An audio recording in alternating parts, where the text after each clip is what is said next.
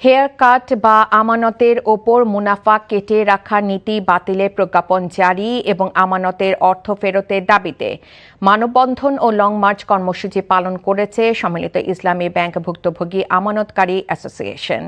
দুপুরে রাজধানী মতিঝিলে বাংলাদেশ ব্যাংকের সামনে অনুষ্ঠিত মানববন্ধনে আমানতকারীরা জানান, অর্থমন্ত্রী জাতীয় সংসদে হেয়ার কাট বাতিলের আশ্বাস দিলেও এখনও তার প্রজ্ঞাপন জারি করা হয়নি।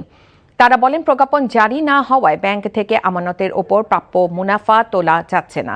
একাধিকবার অর্থমন্ত্রীর সাথে দেখা করার পরও প্রতিশ্রুতি বাস্তবায়ন না হওয়ায় হতাশা প্রকাশ করেন আমানতকারীরা।